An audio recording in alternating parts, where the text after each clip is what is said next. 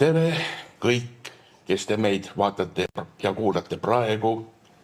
Tere kõik, kes te meid vaatate ja kuulate järele meie kodulehelt. Ma tean, et praegu kuulajate hulgas on seltskond tartlasi, on seltskond saarlasi ja alustame.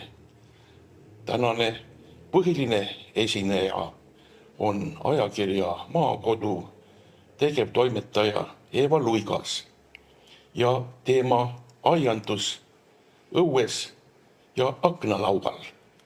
Et kuidas me nii kaugele jõudsime? Vahepeal ütlen, et mina olen Priit Kasepalu, Eesti Pimedate Liidu juhatuse aseesimees ja selle eest, et kõik tehnika töötaks, hoolitseb Pimedate Liidu juhatuse esimees Jakob Rosin. Ja kuidas me niisuguse seminari mõtteni jõudsime? See veebiseminar on Pimedate Liidu veebiseminaridest tänavu juba teine. Kuid kui vaatame tagasi koroonaaega, siis olid pimedate hulgas väga populaarsed niisugused veebivestlused. Tavaliselt olid need tehnikateemalised arvutid ja telefonid. Üks tollaste veebivestluste korraldaja Artur Räpp Põhja-Eesti Pimedate Ühingust küsis minu käest, et mis ma arvan, kas pimedad aiandushuvilised võiksid ka omavahel arutleda. Ja muidugi arvasin, et võiksid küll ja tore oleks, kui oleks ka meil niisugune põhiesineja ja kes see võiks olla, pakuti kohe, et see võiks olla ja see peaks olema Eeva Luigas. Ja et nii me siin praegu tegutseme. Teie ekraanide ees. Ja aega on meil 1,5 tundi. Esmalt räägib Eeva. Talle on tulnud juba ka mõned küsimusid. Küsimusi võib saata ka kirjalikult, aga pärast Eeva juttu on siis niisugune küsimuste voor, kus saame suuliselt küsimusi esitada. Ja pärast seda räägin mina ka veidi sellest, kuidas ise olen aiandusega tegelenud või sellega hakkama saanud. Mina üldse ei näe ja siis ma vahendan ka paari kolleegi nippe. Need inimesed praegu seminaril ei osale, aga nõustusid siis enda tähelepanekuid jagama. Nii et palun, Eeva Luigas. Aitäh, tere ka minu poolt. Ja mina olen siis oma tänase ettekande üles ehitanud sellele kutses olevatele teemadele. Mul on praegu, võtsin siis 3 teemat. Esimene oli siis toataimede ümberistutamine, et kuidas nendega kevadel üldse käituda. Teine, et kuidas ja millistest taimedest võiks nagu teha endale püsikmaitsetaimede peenart. Ja 3. oli siis selline huvitav küsimus, et mida teha või et mis nipid oleks nagu võimalik kasutada, et aia tööriistad pidevalt aeda ära ei kaoks. No, lahkame neid 3 teemat. Aga tõesti, kevad on hästi oluline toataimede hooldamise seisukohalt, sest tavaliselt nii pea, kui läheb hästi soojaks, siis kõik panevad parinal õue ja siis toataimed natuke ununevad. Aga samal soojal ajal on ka nagu toataimede põhiline nagu kasvuaeg ja neil on siis see vegetatsiooniperiood tavaliselt nagu käimas. Ja mis siis võiks teha, et peaks kõigepealt teadma seda, et toataimed on kohastunud kasvama sellistes kitsastes tingimustes. Ehk siis, et nendel on pealt näha, pott on ikkagi sellest taimepuhmast alati natukene väiksem. Sest muidu nad kasvatavad ainult juuri ja neid pealseid ja õitsemist väga palju ei ole. aga päris igal aastal neid ümber istutama ka ei pea. Ja see ümberistutus oleneb nüüd paarist asjast, et kõigepealt see on liigipõhine, üldse oleks väga hea, kui te teaksite oma taimeliiki ja sorti. See on edasise hoolduse pärast kõige tähtsam. Et kahjuks müüakse selliseid taimi, mis on lihtsalt toataime miks või mingi, aga on võimalik aianduskeskusesse minnes, et kui te teete kas või oma taimest pildi, et siis seal müüjale näidates, et nad määravad selle taime ära. Ja eks seda saab teha ka kaugjuhtimise teel kindlasti. Et see liigi teadmine on oluline talle hiljem et talle saaks hiljem õige mulla valida, sest et toataimed armastavad ka, kes happelisemad, kes aluselisemad, kes nagu sellist savisemad, kes liivasemad. Et see on sellepärast oluline. Ja üldiselt näitab taim ise kätte, kui tal oleks vaja ümberistutust. Ja seda näeb kahte moodi, et kas taim hakkab potist välja ronima, ehk mõned taimed muudkui kasvavad kõrgemaks ja see juurekael ronib kogu aeg nagu kõrgemale. Või siis mõnede väga tugeva juurekavaga taimede puhul on see, et sa tunned seda potti katsudes, et see on tihkelt juuri täis ja seal juba mügarikud tekivad ja juba läheb pott katki ja see tähendab seda, et võiks ümber istutada. Aga kui nüüd ümberistutamine iseenesest vajalikuks ei osutu, no üldjuhul noori taimi istutatakse kuskil 2-3 aasta tagant ringi, mõnesid liike 3-5 aasta tagant ja väga vanu ja suuri taimi võib-olla iga 5-10 aasta tagant. Et toataimedega on sama lugu, et mida vanemaks nad saavad, seda nagu aeglasemaks see iga-aastane kasv jääb. Ja kui ei pea taime ümber istutama, siis tegemist on temaga ikkagi.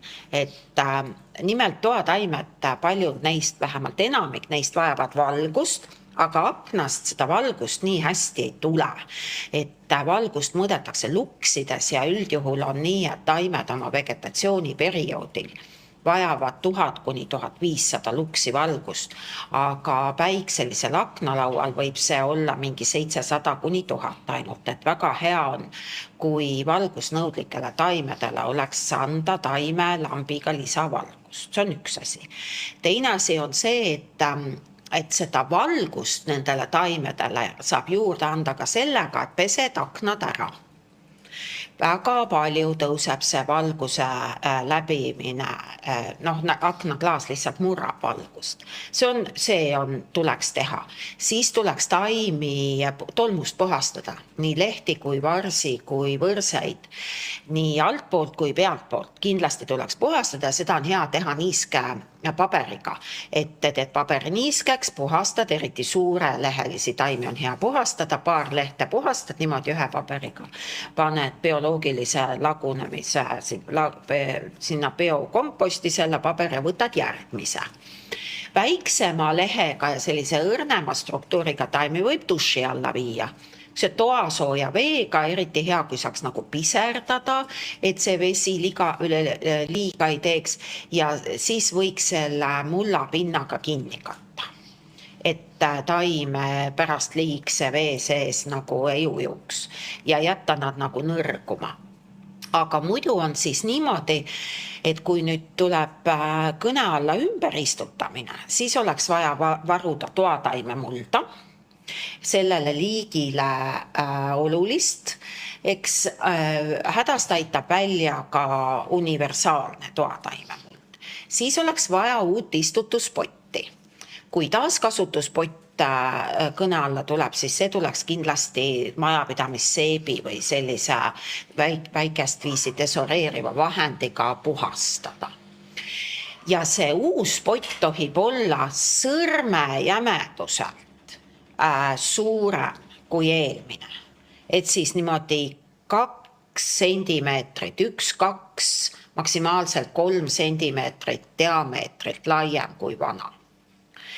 Ja hea oleks, kui oleks võimalik siis taim eelmisel päeval läbi kasta, siis eemaldada sealt kõik kuivanud lehed, seda on võimalik aru saada, et milline leht nagu on kas viga saanud, milline võrset, need võiks ära võtta. Ja siis võiks mulla näiteks silmapesukaussi välja valada ja seda niisutada niimoodi, et kui sa selle mullaga siis seal niisutad ja tegutsed, siis ta peaks olema selline mõnusalt niiske. See tähendab seda, et sa võtad mulla kätte, sa kasutad muideks mulla segamisel alati kummikindaid, soovitab niisuguseid õhukesi, et tundlikkus oleks sõrmedes alles, aga et käsi ikkagi kaitseks igaks juhuks. Ja kindlasti mina soovitan kaitseprille kasutada, sellepärast, et mina olen käinud silmakliinikus abi saamas, et segasin mulda väga hoogsalt, mul kogu aeg käed vehin kätega, eks ju, ja muld läks silma. Et mina soovitan selliste suuremate mullatööde puhul alati kasutada kaitseprille või visiiri. Ja ka selle mulla võiks varem läbi segada ja niisutada. Ja siuke mõnusalt niisutunud muld on siis selline, et sa võtad kindaga selle pihku ja vajutad sellest nagu sellise koerakakajunni moodi asja.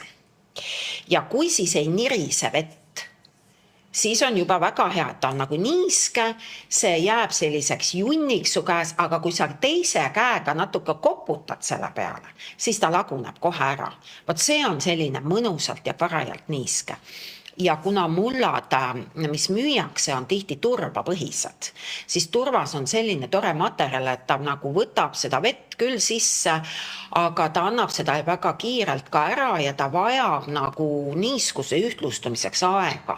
Et sellepärast mina soovitan seda mulda vähemalt paar tundi varem, parem kui eelmine päev, aga paar tundi varem läbi niisutada. No vot. Ja siis, kui kõik asjad on valmis, siis määratud päeval ja tunnil võtad selle läbi kastetud ja tahenenud mullaga taime, võtad siis vanast potist välja, katsud neid juuri natukene harutada, vaatad, ega nad ei oleks niimoodi ringi alt poti ümber, sa võid päris tugevalt neid juuri kärpida. Mõte on selles, et kui sa paned uude potti, paned kindlasti poti põhja peab drenaažiga varuma, selle munus siin enne ütlemata. Drenaažiks kõlbavad siis potikillud, penoplastitükid, need on haigusvabad või kerkruus.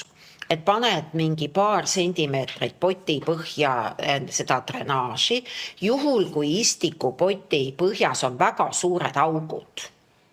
Siis tasub panna näiteks kempsupaberit või köögipaberit sinna põhja alguses. See laseb ilusti vee ja õhu läbi, aga ei lase neid kilde ja sellist pudi drenaaži puru sealt tegelikult välja tulla kohe. Ja siis sa paned selle taime, hoiad nagu ühe käega selles uue poti sees nii kõrgel, et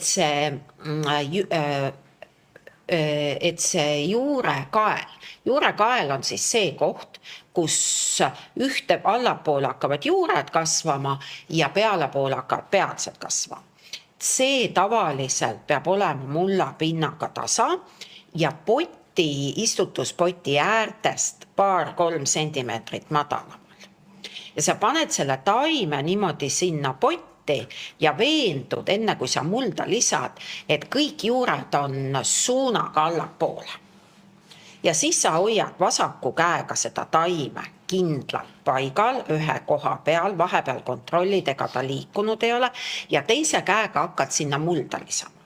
Ja selleks, et see muld läheks juurte vahele, selleks sa natuke koputad vahepeal. Vahepeal jätad mulla lisamise pooleli ja lihtsalt ühe käega hoiad seda taime, natukene koputad ja patsutad seda potti. Ja siis jälle lisad mulda, kuni sa tunnetad, et seda mulda on nüüd piisavalt, võib-olla natuke isegi üle juurekaela ja siis on väga oluline muld külgedelt kinni pigistada, et sa lähed sõrmedega mööda poti sisemist äärt, kus on muld ja vajutad sisemisest äärest selle mulla kinni ja siis jälle patsutad ja siis jälle vajutad niimoodi ringratast ja patsutad. Siis tunnetad, et kas mulda on võib-olla liiga vähe. Eks, aga isegi kui on, mina soovitan siis toasooja veega läbi kasta kõigepealt. Vesi viib mulla osakesed kõik juurde vahele ja kui sa võid ka natukene patsutada seda siis ja siis võib tõesti juhtuda see, et see muld on allapoole vajunud. Vaat siis paned mulda juurde ja ma ütlen ausalt, otseselt enam kastma ei pea. Sellepärast, et sa selle kuivema mullaga natukene sulged selle vee aurumise ära, et tegelikult see vesi on seal, kus ta olema peab juurte juures. Juure otsad, kõik need peenikesed juured, et need tegelikult omastavad vett ja toitained, mingi porgand seda ei tee. Et niisugused peened sellised juured on hästi olulised säilitada. No vot. Ja siis sa asetad natukene tahenema, siis paned mingi kas alustaldriku või ümbrispoti talle ümber ja siis asetad selle taime, isegi kui ta on sul kogu aeg aknalaual muidu olnud, paned natukene otsese päikese eest kaugemale mingiks nädalakeseks. Ja siis, kui sa tagasi aknalauale paned, siis paned peale lõunal, mõnel peale lõunal. Ja seda peab ka teadma, et edaspidi on mõistlik kasta altkastmismeetodil ja võiks selle mulla pinna isegi liivaga, mingi 2 sentimeetrise liivakihiga katta. See sulgeb nende leinasääsklaste tee sinu taimepotti munema ja siis paljunema. Et see on väga hea nipp, et kõigepealt see hoiab niiskust natukene, mullapind näeb suht hea välja, ükski leinasääsklane kuivast liivast läbi ei lenda ja kui sa altpoolt kastad, siis sulle ei ole seda kevadist probleemi, et need leinasääsklased lendavad ringi, kelle vastsed siis närivad tegelikult taimed juuri ja lõpuks, kui need on liiga palju, siis taim võib hukkuda. Ja sa pead teadma ka seda, et kõik ostetud toataime mullad on eelväetatud ja kui toataimed tegelikult vajavad väetisi, siis kuskil 4 nädala pärast võid alustada väetamisega. Kui sa ei taha vedelväetist kasutada toataimede väetamiseks, siis võid istutamise ajal panna natukene niisuguseid, neid nimetatakse osmokot tüüpi väetisteks, need on sellised pikaajalised, alati kallimad, sellised pisikesed nagu trašeekommid, selline väetis, et nende vabanemine nendest kapslitest, need on tavaliselt on need taime toitained nendest trašeekommikestes, need on vaigu kesta sees ja see vaigu kesta lahustumine kestab mõned nädalad. Aga ühel hetkel saab see ju ka otsa, eks ole ju, et siis sa võiksid osta toataimede väetise pulki, neid vastavalt siis sellele juhendile, mis seal paki peal on, panna toataime mulda, lihtsalt lükkad võimalikult sügavale sisse, siis saad ainult veega kasta ja see on hästi mugav, et ei pea selle vedelväetisega lödistama. Mina ka alati unustan ära, kui kõik see väetamine, see üldse ja igasugune lödistamine on hästi keeruline minu jaoks, et kogu aeg mul läheb meelest ära. Aga vot niimoodi seda asja tehakse ja ma arvan, et inimestel, kes väga hästi ei näe või ei näe üldse, tasub eemale hoida piimalilledest, mis eritavad tegelikult mürgist piima, kui võrse saab nagu vigastada või siis sellistest ogade või astlatega taimedest nii toas kui aias. Aga üldjuhul on toataimedena müüdavad taimed ikkagi ohutud, eks, ja kuna nende nimed on toataimed, siis keegi neid ju ei söö. Vot selline lugu. Ja ma vaatan, mis ma lõpetuseks olen kirjutanud, et eks ju, kasta taime siis altpoolt, kastad kas toasooja veega, eriti hea on vihma või lume sulamisvesi, aga ära jäta seda vett kauaks sinna alla, et mingi 10-15 minutit pott tõmbab vee sisse ja siis nõrguma ja siis kas alustaldrikule või siis ümbrispotti. Et vot selline kiire ülevaade. Teise punktina oli mul palutud, et milliseid külmakindlaid püsikmaitsetaimi võiks kasvatada. Ja mina siis soovitan kasvatada selliseid aeglaselt edenevaid, ehk siis kes ei ole invasiivsed, aromaatseid ja võib-olla vähest hooldust vajavaid maitsetaimi. Ja küsimusel oli ka teine pool, et keda võiks koos kasvatada. Ja vaat selle koos kasvatamisega on selline asi, et maitsetaimed tavaliselt vajavad niisugust nõrgalt appelist, toitainerikast, paraniiske mullaga päiksepaistelist kasvukohta. Ja neid taimi saab koos kasvatada, kes selliseid tingimusi aktsepteerivad. Et maitsetaimed on üsna leplikud ja nad võivad ka teinekord poolvarjus kasvada, et nad ei ole nii aromaatsed, siis nad kipuvad valguse poole välja venima, aga nad saavad ka hakkama ja poolvari tähendab seda, et ta saab päevas mingi vähemalt 6 tundi päikest. Kas hommikul või õhtul või lõunast õhtuni või hommikust peale lõunani. Et täispäikeseline kasvukoht on see, kus ta saab vähemalt 10 tundi päikest ja varjuline kasvukoht on selline, kus ta saab ikkagi mingit päikesevalgust 2-3 tundi. Et seda peab teadma. Ja seda peab teadma ka, et taimede istutamisel jäetakse reeglina kuskil, olenevalt liigist nüüd 40-50 sentimeetrit taime vahe, sest nad ikkagi kasvavad puhmikulisteks väga paljud. Et mõned liigid küll mitte, nagu talisipul kasvab rohkem ülespoole ja longuslauk on selline tore ilu ja maitsetaim. Et nemad edenevad nagu aeglasemalt, aga siiski edenevad. Ja siis peab ka teadma, et püsikmaitsetaimed on nagu püsililled, ehk siis ka neid tuleb iga vähemalt 3 aasta tagant jagada. Sest et muidu nad lähevad käest ära, nad kukuvad, nad nagu puituvad ja kuhtuvad selle ja hea oleks neid ka aeg-ajalt jagada, ehk siis lööd julmalt pooleks, annad pool sõbrale ja taim nagu saab rohkem nagu kasvuruumi ja kasvab edasi.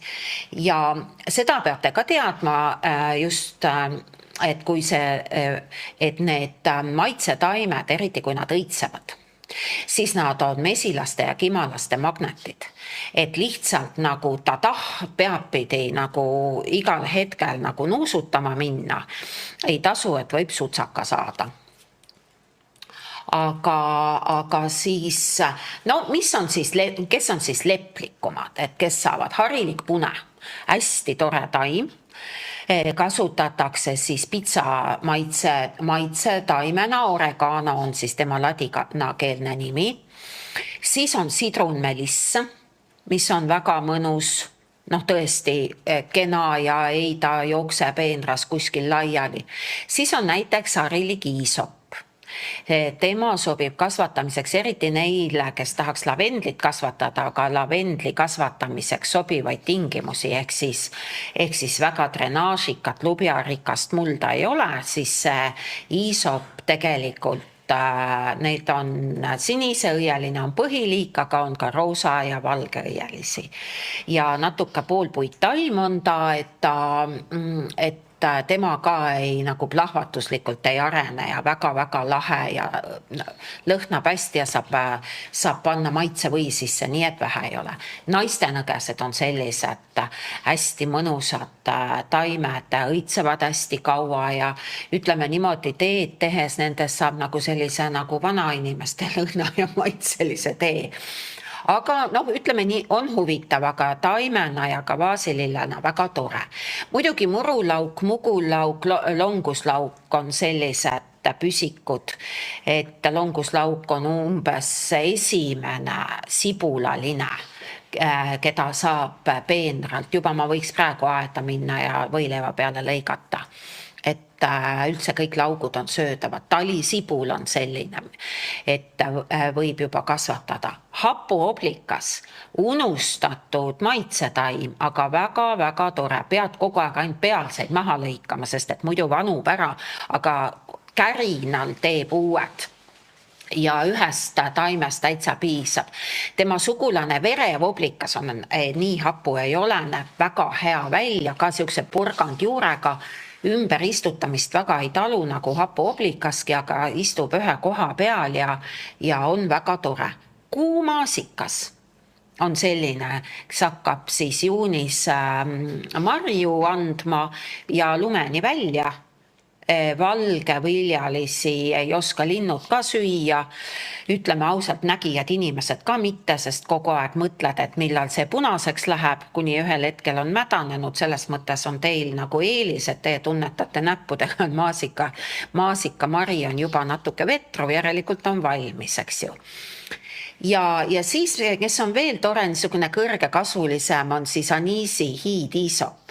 Et nende kokku sobitamisel tuleks siis valida need taimed, neid õnneks müüakse aiakeskustes. Ja saate käia, noh, mina olen Juhanipuu koolist ostnud ja kõikidest nendest aiakeskustest neid maitsetaimi väga palju müüakse, juba praegu on mõned müügil. Ja saate siis proovida ja mõelda, et mis teile meeldib. Ja siis uurige kindlasti nende taimede kõrgust, sellepärast et reegel näeb siis selline välja, et peenra äärde istutatakse madalamad taimed, järgmise reana vähe keskmise kasvulised on siis kuskil 60 sentimeetri kõrgused ja siis keskele vähe kõrgemad, aga nendest, mis mina siin ette lugesin, on siis hiidiisop võib-olla see, kes on nagu siis nii-öelda see kõrgekasvuline, et tema võiks siis olla peenra keskel, kui on kahelt poolt vaadeldav peenar, aga kui on kuskil seina ääres, siis kõige tagumises reas. Ja peenra laius võiks olla kuskil 80 sentimeetrit kuni meeter, kui on ühelt poolt hooldatav, siis mitte üle 80 sentimeetri, sest sa lihtsalt ei saa sinna ligi, aga kui on kahelt poolt hooldatav peenar, siis võib olla 1,20 meetrit näiteks, et saad ringiratast käia ja taimed mahuvad ära ja saad nagu hooldada seda. Aga siis on väga toredad maitsetaimed, kes on vähe nõudlikumad, et nemad nagu sellist, isegi kui nad tahavad sellist paraniiske mull, aga paraniiske mull tähendab seda, ei kuiva läbi ja ei ole ka vettinud, eks ju. Aga need, mis ma nüüd üles loen, noh, neil on nagu siuksed eritingimused, näiteks tähklavendel, mida ma enne ka nimetasin, et tema vajab siis lahjat, lubja, rikast, drenaažikat mulda ja iga-aastast nagu tagasilõikust peale õitsemist, et muidu ühel hetkel on nii, et kui sa üldse tagasi ei lõika, siis üks sahmakas talvist lund teeb temast pannkoogi ja kuna ta on puittaim, siis ta lihtsalt võib murduda, et sa võid ta katki teha, et mõistlik on hoida teda 30-40 sentimeetri kõrgusena niimoodi, et siis kannatab teda väga ilusti kasvatada. Siis on aedsalvei. Mulle väga meeldib seda, temale meeldib see paraniiske, muld ja kõik, ja ta kasvab ka siukse keskmise kõrgusega taimeks. Tal on sellised hallikas, valged lehed, hästi tugev, maitseline, ma panen teda ka maitsevõi sisse. Tema häda on see, et sa peaksid teda kevad-talvel varjutama, sest ta on igihaljas. Ja ta võib saada kuskil märtsis või aprillis isegi nagu päikesekahjustuse. Et kui sa suudad teda varjutada ja liiga vara päikesekaitsekangast ära ei võta, siis sa näed tema õisi. Siis on mündid sellised hästi populaarsed taimed, mis tohutult invasiivsed. Neile võiks teha oma peenra ja sellise, mida sa saad ümber ringi niita. võtta.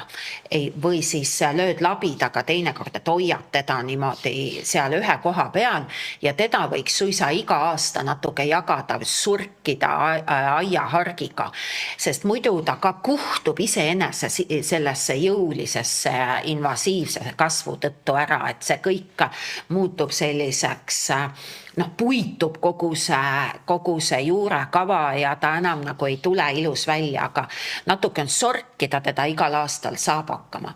Sidrunliivatee on hästi tore, et kui ma aiakeskuses töötasin ja mõni klient meile nagu väga nagu närvidele käis, siis kui ta ära läks, siis me läksime alati sidrunliivatee juurde, silitasime seda puhmast ja siis nuusutasime ja siis kohe närvilisus rauges, aga temaga on see lugu, et ta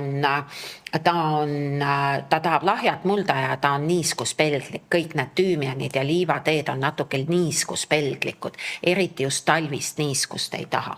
Teine tüüp, kes talvist niiskust ei taha ja on tänu sellele külmaõrn, on mägipiparrohi. Väga tore valgete õidega taim, kui sa mägipiparrohtu pudistad sügisel seenetoitude sisse, siis ta tugevdab seene maitset, väga tore asi on. Siis on koirohi on ka selline lahe taim, siuke hallikas ja nagu nimigi ütleb, mille järgi ta lõhnab, eks ole ju koirohu järgi, aga ikkagi ta on nagu minu meelest selline mõtteid puhastav taim. Ja tema on väga tore sellepärast, et kui sul on mingi liivane pinnas ja meil Põhja-Eestis on sellised, kus nagu üldse mingit mulda ei ole, koirohi, tähklavendel, sidrunliivatee, need kõik väga hästi tahavad seal kasvada. Et koirohi on nagu eriti põuakindel. Ja siis on üks lahe maitsetaim, meil on ka niisugune jäme sammas juur ja kasvab 2,5 meetriseks, kes võiks ka kuidagi eraldi kasvada, on leesputk. See on selline, et ma olen öelnud, et kui sa leesputke lehte näitad supipotile 3 meetri pealt, lihtsalt näitad, siis juba annab maitset. Aga noored võrsed, ta tuleks kogu aeg nagu tagasi lõigata, sest noored võrsed on, ta on ikkagi niisugune tervislik ja väga, väga huvitav, aga teod armastavad teda isegi rohkem kui inimesed. Et vot selline asi nagu püsik maitsetaimede kohta. Ja nüüd, ma olen päris hästi jõudnud. Kell on 11:33 ja mul on jäänud lühikene. Ja. Et mida teha, et aiatööriistad ei kaoks, eks tegelikult mina olen väga paljusid oma aiatööriistu leidnud kompostikasti ümber kaevamisel, küll kääre, küll igasuguseid umbrohujuurijaid ja et eks nad ikka kipuvad kaduma. Mina olen käinud Inglismaal aiapraktikal ja seal õpetati mulle sellist süsteemi, mida ma ise ka kodus rakendan. Et kui sa lähed aeda hooldama, siis tee üks töö korraga. Ehk et sa ei võta kaasa kogu oma tööriista arsenali ja sa ei sea endale eesmärgiks, et sa teed absoluutselt kõik ühe korraga selles peenras korda. Seal oli see sellel põhjusel, et aed asus siis Lõuna-Inglismaal, seal on Lõuna-Inglismaal on üks saar, mille nimi on Isle of Wight. Ja Isle of Wighti peal on selline lossikompleks, mille nimi on Osborne House ja see oli siis kuninganna Victoria ja prints Alberti suveresidents. Ja kuna see oli külastajatele avatud, siis me saime teha selliseid mürarikkaid töid või selliseid palju nagu aiajäätmeid tekitavaid töid kuni kella 10 hommikul ja edasi pidime olema nii, et me väga kaua tagumikku pidi seal peenardes ei oleks sukeldunud, sest et inimesed, kes on pileti ostnud, peavad saama nagu täis elamuse sellest aiast ja siis oligi nii, et sa pead hästi kiirelt ühe töö kaupa peenart hooldama. Esimesel päeval lõikad ainult peenraserva näiteks, eks? Et sul on kaasas ainult paar tööriista. et järgmisel päeval rohid, siis mingi päev oli see, kus tõmbasime lihtsalt pikaks kasvanud umbrohtusid välja. Järgmisel päeval lõikasime tagasi. Kasutasin, kuna me ei tohtinud mingeid aiatööriistu laiali jätta, sest tuleb võib-olla külastaja laps, võtab sae ja vigastab end. Seal oli väga-väga oluline see, et sul on kogu aeg kõik kontrolli all. Et siis kõik see tööriistade hoidmine käis meil oli ka spetsiaalne käru, neid isegi nüüd müüakse meil minu meelest niisugused nats kummalised sellised kõrged nagu konteinerid, kitsad plastikust kärud, mille käepideme juures olid siis tööriistadele sellised avad. Ma ei oskagi seda rohkem selgitada, seda käru. Et sa niipea, kui sa panid selle aia tööriista, et sa ei teinud, sa pidid kindla koha peale tagasi panema ja kogu aeg vaatama, et see oleks sul vaates, eks ju. Et väga hea asi on aiapõll. Ja mina olen ka, nii kui Inglismaalt tulin, ostsin sealt kohe endale aiapõlle, et kogu aeg sa nagu harjutad selle, et sa paned endale need tööriistad sinna põlletaskusse tagasi. Ja veel, mida ma olen teinud, mida nagu igas olukorras ma ei saa nägemispuudega inimesele soovitada, sest mulle tundub, et see võib-olla teeb ka nagu rohkem kahju kui kasu, aga kui mina seon taimi üles, ehk et ma olen niigi kuhugi roninud või töötan püsti asendis ja mul on vaja nööri ja kääre, siis ma olen need käärid nööriga endale vöö külge kinnitanud.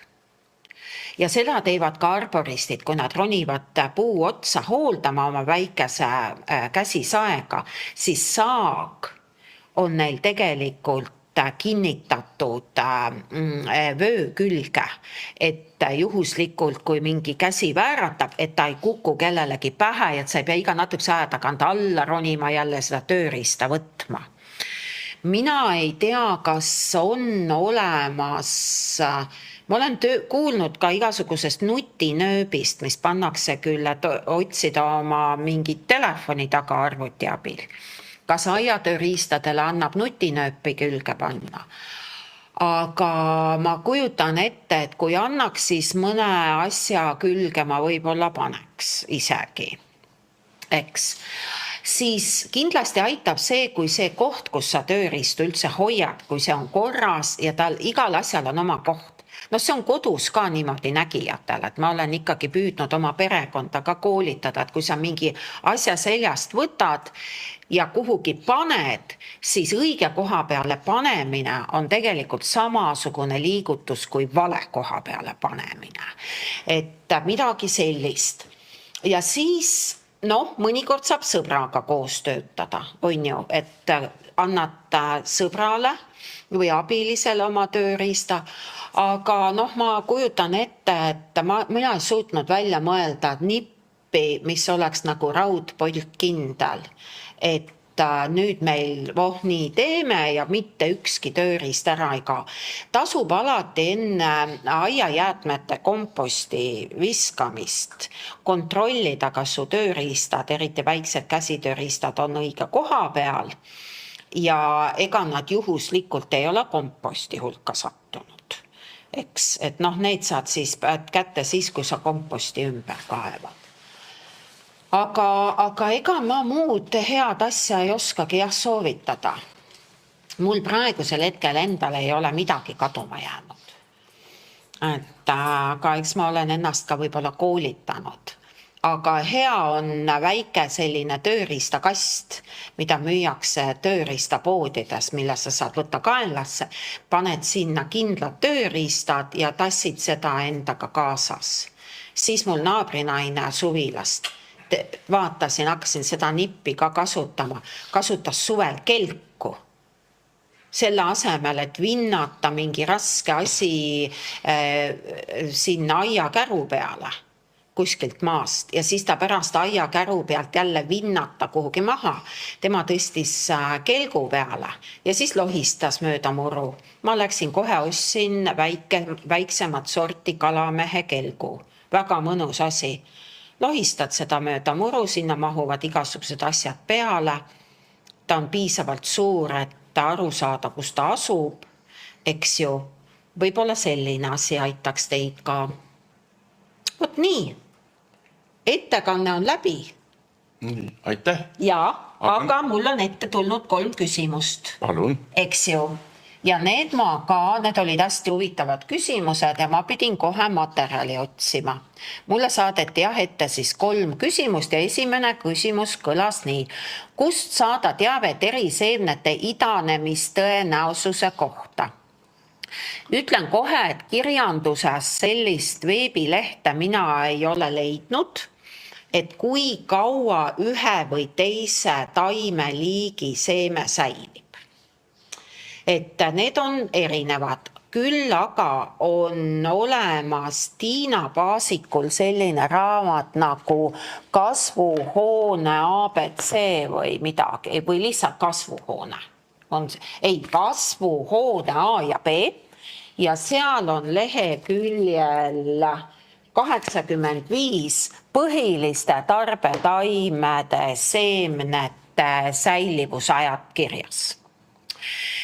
Need on liigipõhised üldjuhul ja tarbetaimede seemned säilivad minimaalselt 2 aastat kõik. On üksikuid seemneid, tavaliselt need on püsikute, puude põõsaste seemned, kes peavad saama nagu kasvukeskkonnaga kokkupuute kohe peale valmimist. Ehk siis, kui nemad läbi kuivavad, siis idanemisvõime kaob. Mina tean isiklikult, et ängelheinad on sellised, näiteks karusõrg, tema ei taha, et seeme läbi kuivaks. Et vaata, looduses on ju niimoodi, et seeme saab valmis, siis kuidas, olenevalt liigist, kuidas ta siis sinna loodusesse satub, mõnikord kaunad niimoodi lähevad praksuga kõik, seemned lendavad jumal teab kuhu, mõned kukuvad kõrvale maha, mõnda viib tuul edasi, aga mõte on selles, et nad jäävad talveks ju välja. Ja kui siis juhtub, et piisavalt on, kas neil on seda mingit katet peale tulnud, aga et kui olud lähevad soodsaks, siis ta hakkab idanema. Kõik maailma seemned, mis laiali puistatakse, tegelikult taimeks ei saa. Aga iseenesest on olulisem isegi teada seda, et ära osta seemneid väga pika aja peale varuks. See on juba selline asi. Suuremate seemnete puhul, kui sa oled neid ise varunud või ka ostnud, siis võta seeme näpu vahele ja katsu neid seemneid. Ja sa saad kohe aru, et nad on erinevad. Need seemned, kes on, sa kohe tunned, et seal nagu kesta sees midagi on. See on suure tõenäosusega idanemisvõimeline. Kui see, et sa võtad selle seemne kätte ja sa saad aru, et sul on ainult kest. Eks? Et selline tunnetuslik, seda teevad kõik. Ja hästi oluline on veel, eks ju, ma rääkisin taimeliigist, et kuidas see loodus on sättinud neid seemneid, siis on oluline muide ostetud seemne puhul kvaliteedikontroll. Ehk siis kallimad seemned on paremini sorteeritud, nad on tihti hermeetilise lisapakendi sees, nad on läbi valgustatud, seal on idanemisprotsent alati suurem. Siis on seemnete hoiutingimusest, sõltub see, tomatiseemned säilivad nagu mingi 7, 8, 10 aastat isegi, aga kui hoiutingimused ei ole soodsad, siis ta kaotab väga kiirelt idanemisvõime. Ja eriti oluline on külviaegne hooldus, et sul võib olla väga hea kvaliteetne seeme, aga kui ta jääb pärast külvi ja just siis, kui see idu hakkab tärkama, korraks kuivab täielikult läbi, siis sealt head nahka ei tule. Et on siis taimeliike, mille seemned peavad saama kohe mulda, on taimeliike, neid saedsalatid mingi 2 aastat säilivad, eks ole ju, on, eks ju, mitu aastat säilivad õigetes tingimustes, mõned seemned näiteks sellistes piirkondades, kus kogu aeg esinevad metsatulekahjud, vajavadki muide põletada saamist. Miks muidu on niimoodi, et metsatulekahju käib üle, siis tuleb vihm ja siis babah, hakkavad taimed kasvama. Ja väga paljud tahavad läbikülmumist. Mõned tugeva koorega seemned tahavad skarifitseerimist ehk siis, ma ei mäleta, kumb see oli, stratifitseerimine ja skarifitseerimine, et üks on külmatöötlus ja teine on mehaaniline töötlus. Et mõned seemned hakkavad idanema siis, kui ta oleks nagu kivipesust läbi käinud. Et iseenesest on ju ostetud seemnepakkidel need asjad kirjas, et need tuleks lasta endale ette lugeda, eks ole ju. Ja väga suurelt hulgalt nagu ei tasu neid tagavaraks osta. Et kallimad seemned on parema idanemisvõimega, hoiutingimuste kohta niimoodi, see on kõik see olulisem ka, et seemneid tuleb säilitada jahedas, mõõduka niiskuse sisaldusega, et mitte nagu krõpskuivas, aga mõõduka niiskuse või madala niiskuse tasemega hästi õhustatud ja pimedas ruumis. Mina hoian oma seemnevaru aasta läbi aiakuuris. Seal läheb miinusesse ka. Mul ei ole selliste liikide seemneid, mis nagu läbikülmumist kardavad. Siis topeltpakendatud ehk siis nendes hermeetilistes pakendites, kus on seemnepakk ja seal on veel väike pakk, väga hästi säilivad ja siis võivad hoiutingimused olla ka natukene mitte nii ideaalsed.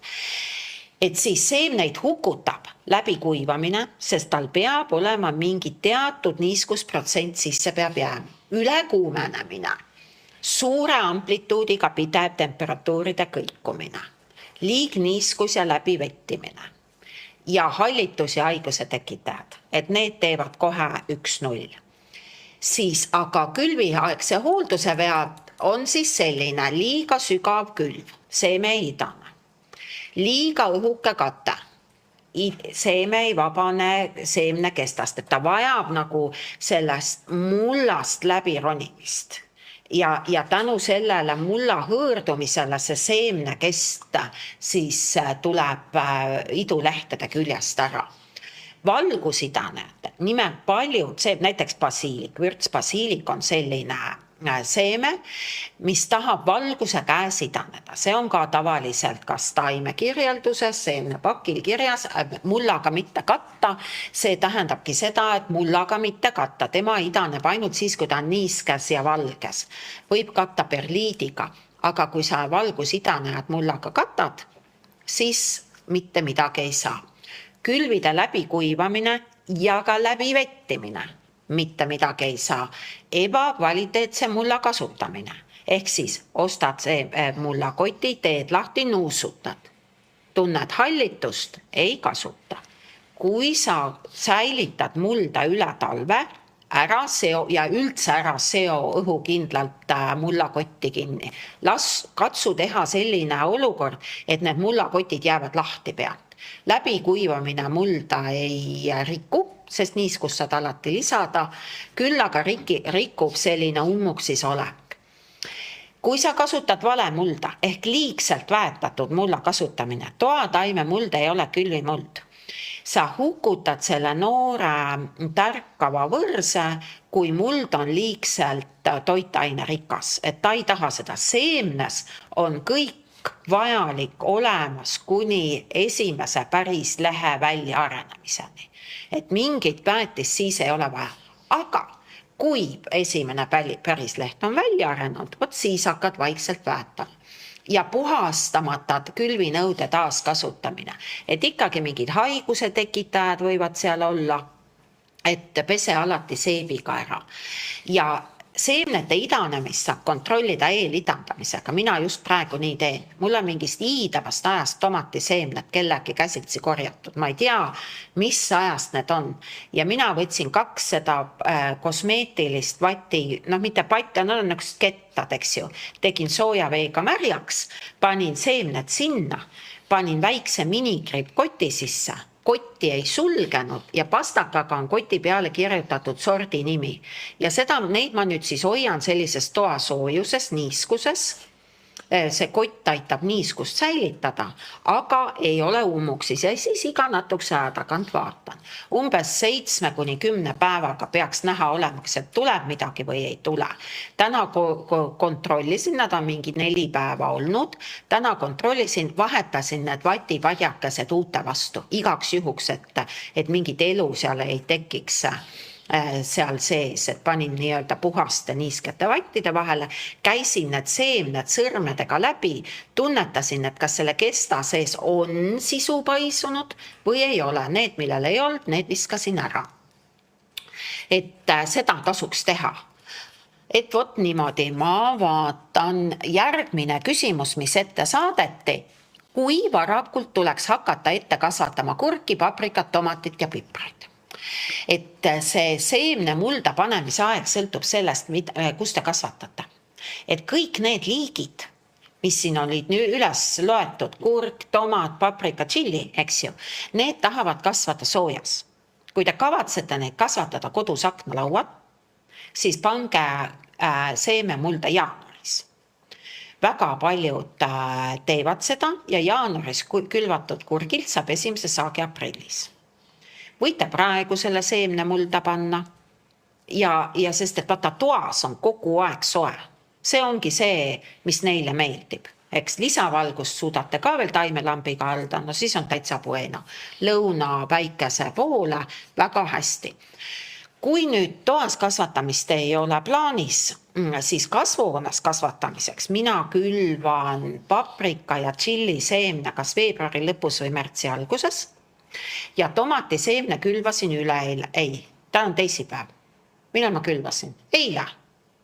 Esmaspäeval. Või oli see pühapäev? No põhimõtteliselt. Märtsikuu nagu 3. dekaadi alguses külvan mina siis tomatid. Kurgid kasvuhoones kasvatamiseks panen ma kasvuhoonesse mai alguses.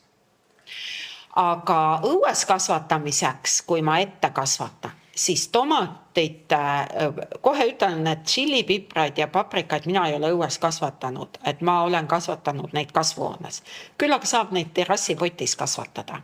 Et seal tuleks siis vaadata, mõelda seda, et millal sa saad nad püsivalt välja jätta, eks, ja siis vastavalt sellele alati on nagu iga liigi paki peal kirjas, et millal sa saad nagu välja viia. Ja siis tagant järele niimoodi vaatad, et kui ma saan nagu juunis välja viia, aga seemne idanemisest 4 nädalat võtab aega, et oleks taim selline istutusküpp, siis lähedki, aprillis, eks ole, ju külvad selle. Ja avama tomatiseemned panen mina aprilli alguses, et ma panen need natuke hiljem kui kasvuhoones need kasvuhoone tomatite seemned ja eelmine aasta ma sain avamaal tomatite kasvatamisel, sordid olid mul Siive, Varto ja Läti õue. Ma sain sellise saagi, et ma ägasin selle alla. Et väga hea nii-öelda avama tomati aasta oli mul eelmine aasta. Rooma oli ka. See kasvas suureks nagu merikotkas, et seda ma praktiliselt, ma ei tea, matšeetega lõikasin tagasi. Et vot selline lugu. Ma mõtlen, kas ma siis vastasin nüüd kõik ära. Jah, seemnete kohta mina nii palju, kui ma teadsin, vastasin ära. Ja siis oli 3. küsimus, mida peaks teadma automaatse kastmissüsteemiga pottidest. Neid automaatse kastmissüsteemiga potte on erinevaid. Päris selliseid, et kus vesi nagu tsentraalsest veevärgist tuleb, ei tea. Küll aga ma pean neid automaatse kastmissüsteemiga pottideks neid potte, mis on nagu topeltpõhjaga. Ja tihti on see natuke niisugune süsteem on, et see kastmisvesi läheb siis sinna istikupoti ja siis selle ümbrispoti vahelisse alasse. Istikupott on sellise kujuga, et all on nagu väljatulekud või nagu sellised, et see muld, osa mullast on natuke allpool, ehk siis ta puutub selle veega kokku ja siis pindpinevuse jõul sellest alumisest reservuaarist siis tõmmatakse, teinekord on isegi seal abiks mingid vildid või niimoodi, et nöörid, et pindpinevusega siis see vesi läheb sinna istikupotti, mis on siis see sisemine pott, kus on taim ja juured, eks. Ja tihti on niimoodi, et siis sealt alt tuleb niisugune toru, kuhu sa saad siis lisada seda kastmisvett.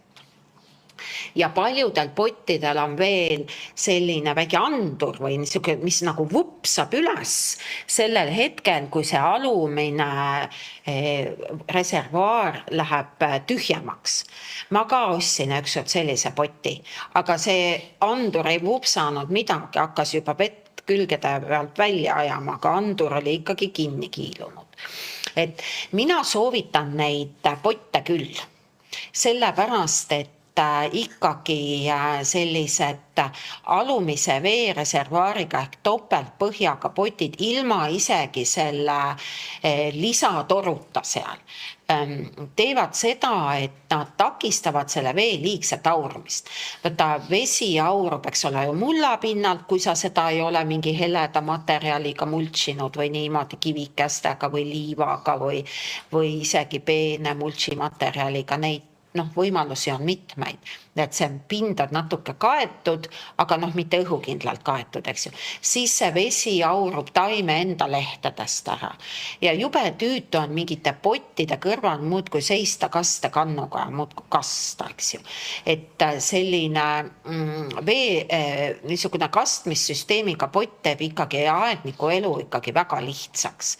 Ja ütlen ausalt, et seda andurit ka ei ole vaja, et nagu toataimede puhulgi võtad poti kätte, mingit erilist teadust seal ei ole, kaalud teda nagu käes.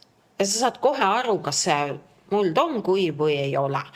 Kui taim on juba poti kõrvale pikali kukkunud, eks ju, ju siis see taim nagu ka on nagu ikkagi juba päris kuiv.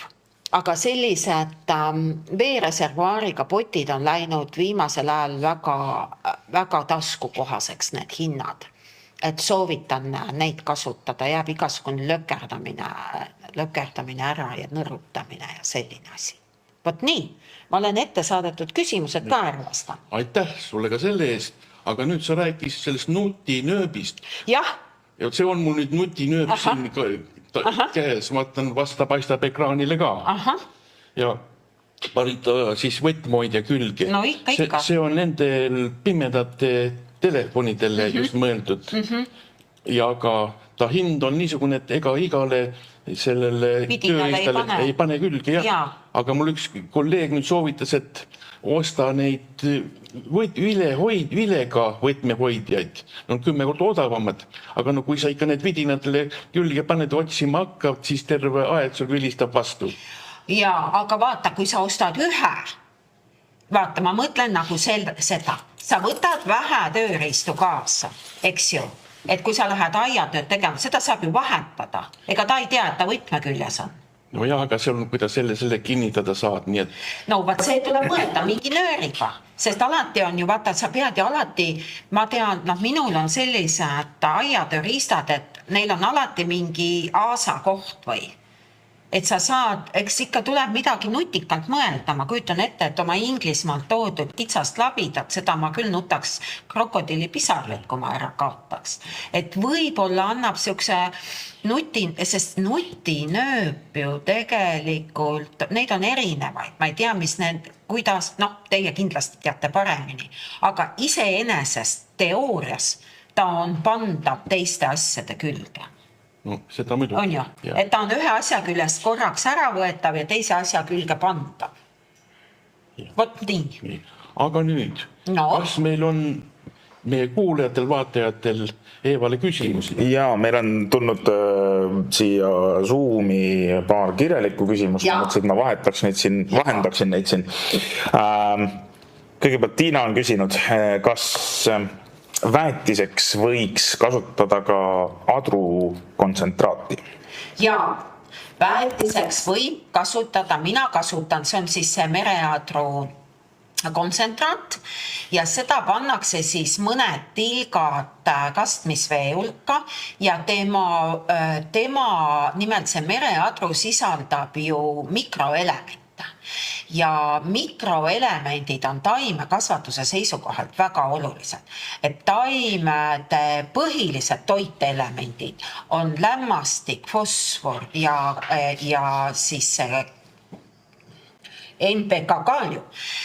Aga see võtmetähtsusega on just mikroelemendid, et mina panen ka, kuna mul on suvila mere ääres, siis ma panen tihti, käin üldse adrujahil, eks ju, aga mul on kraanikausi kõrval pumppudelis mereadru ekstrakt ja seda ma niimoodi aeg-ajalt ja sellega saab ka lössi vajunud taimi reanimeerida, sest ta kuidagi nagu väga elustab taime. Kui ma töötasin aianduskeskuses, siis oli vähe veel neid niisugusi asju müügil, et nüüd on hästi palju igasuguseid vahendeid, nagu taime hoolitsejateks nimetatakse.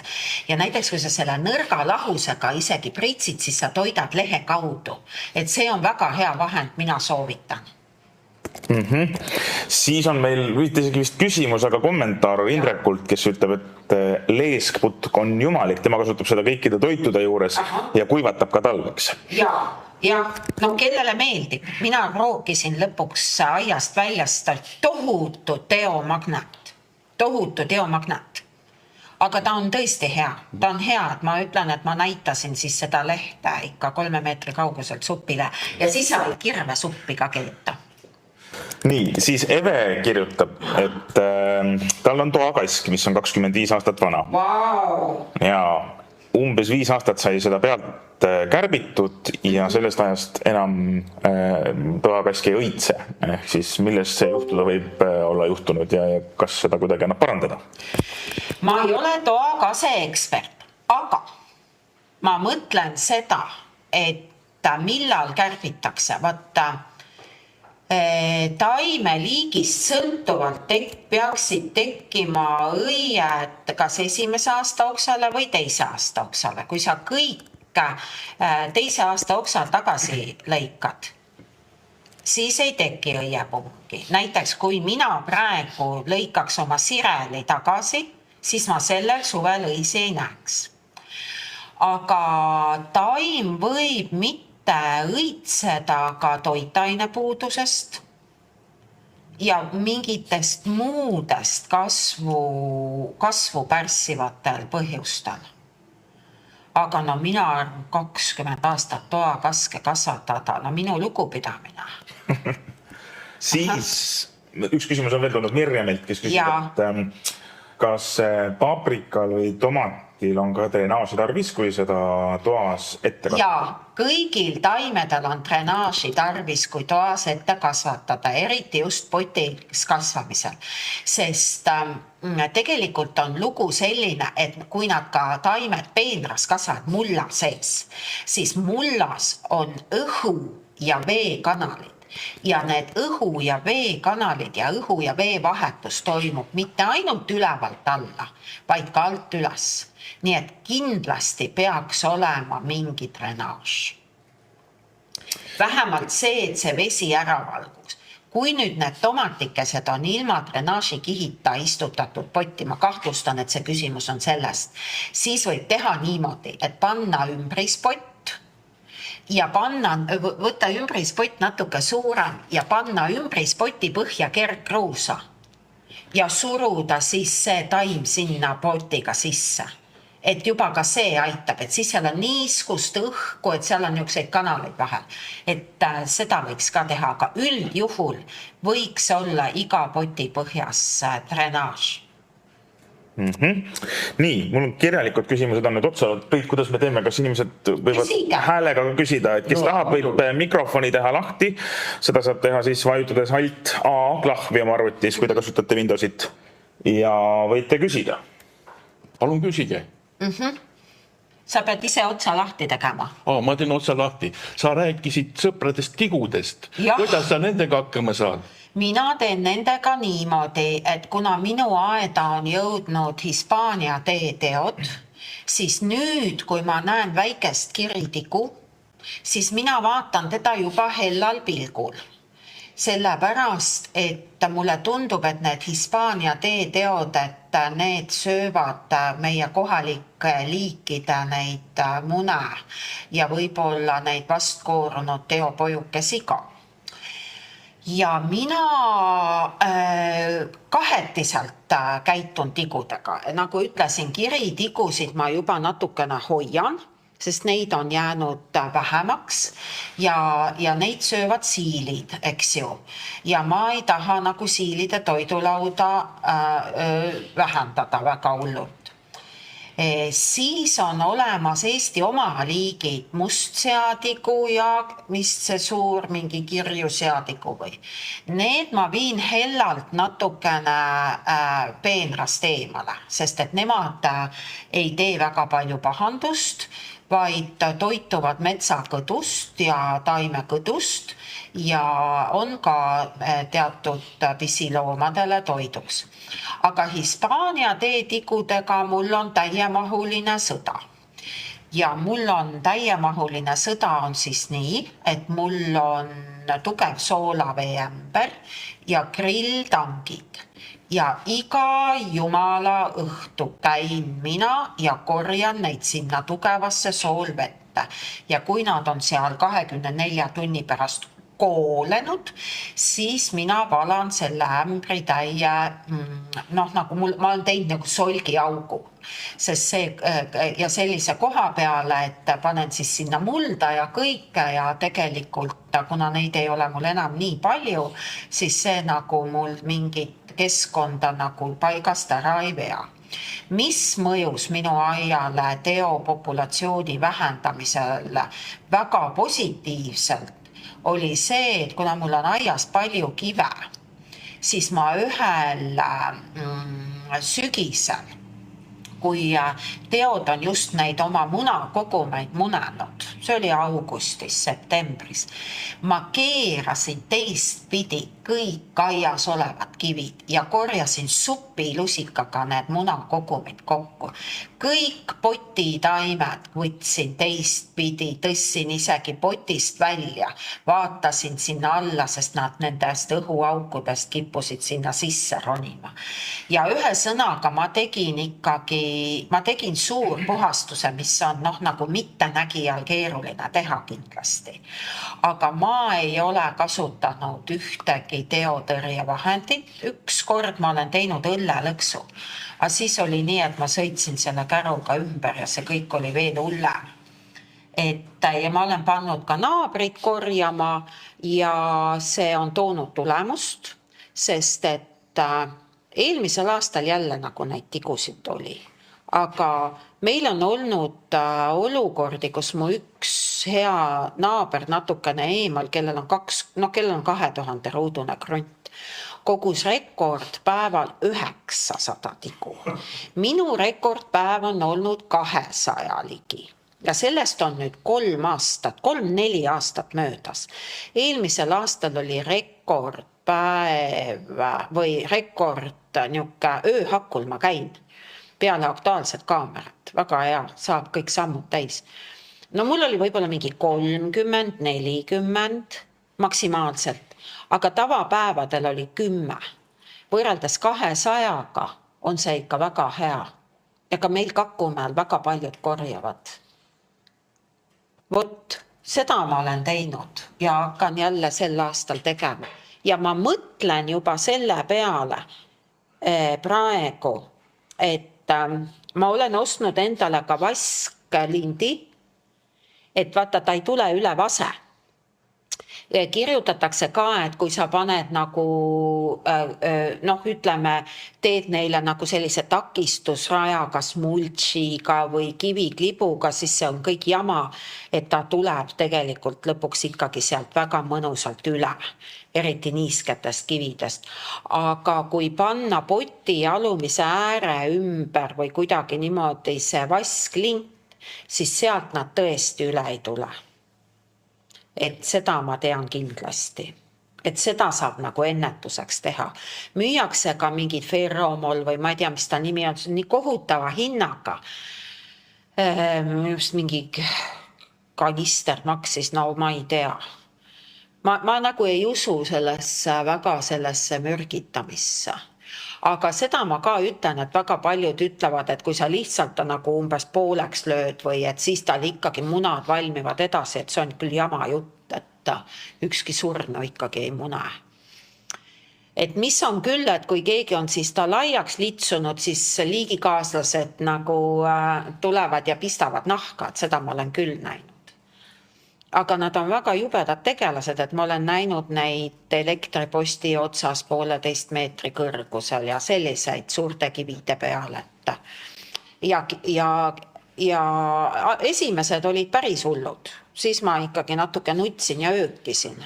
Aga nüüd ma võin kinnastatud käega neid korjata terve pihu täis, et inimene harjub ikka kõigega.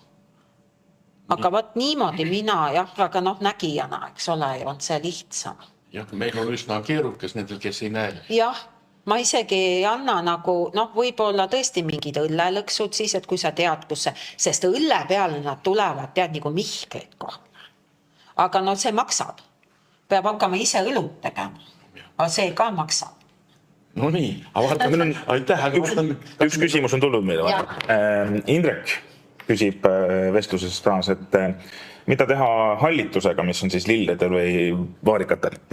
Vaata, need on siis, tegelikult on see kas jahukaste või ebajahukaste. Et mina ei ole väga hea nagu haiguste diagnoosija, mina vaatan, et lihtsalt on haigus. Nüüd oleneb, eks ju, mille peal ta on lilledel, tihti ta on siis, ütleme, nendel floksidel ehk aedleeklilledel. Vaarikatel võib see olla mingi muu haigus. Mina olen nagu, kuidas ma nüüd ütlen, suht julm inimene. Kui mina näen, et mul on mingi aias mingi haiguspuhang, siis mina võtan labida, kaevan selle taime välja ja ta läheb minul otse teed põletustünni. Ja samale kohale ma sama asja ei istuta. Nüüd, teinekord need, ja just mul ei ole aias vaarikaid, sellepärast, et ma loobusin nendest, kuna nad kasvasid vale koha peal. Mul on nii väike aed